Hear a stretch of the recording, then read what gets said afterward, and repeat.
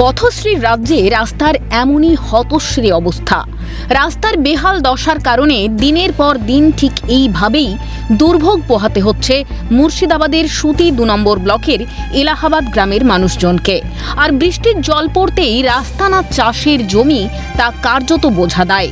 হেঁটে যাতায়াত করাই যেখানে দুষ্কর ব্যাপার, সেখানে গাড়ি চলাচল করবে কিভাবেই বা মিলবে অ্যাম্বুলেন্স? অগত্যা খাটিয়ায় শুইয়েই হাসপাতালে নিয়ে যেতে হলো রোগীকে। ভিডিও ভাইরাল সোশ্যাল মিডিয়ায়। যদিও ভিডিওর সত্যতা যাচাই করেনি সিএন। অভিযোগ, ভোটের সময় দেখা মেলে জনপ্রতিনিধিদের। পারছে না কোনো স্কুল গাড়ি কিংবা কোনো মোটর সাইকেল কিংবা কোনো ভ্যান, কোনো টোটো কিছু এই রাস্তায় চলতে পারছে না, মাথা লড়াচ্ছে না। ভোটের সময় সবাই ভোট চাইতে আসছে, ভোট নিয়ে চলে যাচ্ছে, আবার ঘুমিয়ে যাচ্ছে। কেউ এই রাস্তার ব্যাপারে মাথা ঘামাচ্ছে না। ওই জন্য আমরা এই রাস্তা আপনাদের মিডিয়ার সাহায্য চাইছি। আমাদের রাস্তার ব্যাপারে কোনো যোগাযোগ নেই, কোনো অসুবিধা পড়ছে কি কোনো রুগী পড়ছে তা আমাদের খাট টাট নিয়ে যেতে হচ্ছে, গাড়ির রাস্তা নেই, তাতে আমাদের খুবই অসুবিধা। শীঘ্রই মেরামতের আশ্বাস দিয়ে পঞ্চায়েত প্রধানের সাফাই, ওই এলাকায় ইটভাটা হওয়ার পর থেকে অতিমাত্রায় ওভারলোডের ট্রাক্টর চলাচলের ফলে রাস্তার বেহাল দশা। আর ওই ট্র্যাক্টর চলছে রাস্তাতে, দিয়ে রাস্তাটা খারাপ হয়ে যায়। ওটা আমরা দিয়েছি, স্কিমটা দিয়েছি, মোটামুটি 1-2 মাসের মধ্যে চালু হবে কাজটা।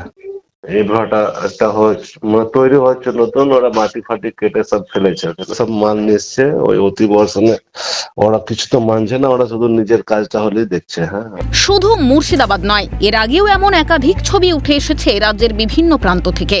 সম্প্রতি বর্ধমানের খণ্ডঘোষের একটি ভিডিও ভাইরাল হয়।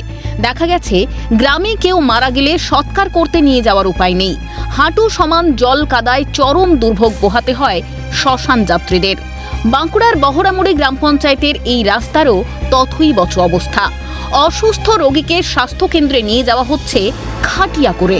পাশাপাশি পশ্চিম মেদিনীপুরের নারায়ণগড়ে রোগীকে হাসপাতালে নিয়ে যেতে ভরসা বাঁশের ডুলি। কারণ বর্ষায় রাস্তার এমনই বিহাল দশা যে হেঁটে যাওয়ার উপায় নেই। প্রশ্ন উঠছে, গ্রামীণ রাস্তা সংস্কারে উদ্যোগী মুখ্যমন্ত্রী মমতা বন্দ্যোপাধ্যায়। কোটি কোটি টাকা বরাদ্দ করা হচ্ছে রাজ্য সরকারের তরফে, তারপরেও কেন বদলাচ্ছে না দুর্ভোগের ছবিটা? তবে কি উন্নয়নের নামে প্রহসন? প্রশ্ন তো উঠবেই। শিবা সরকারের রিপোর্ট, ক্যালকাটা নিউজ।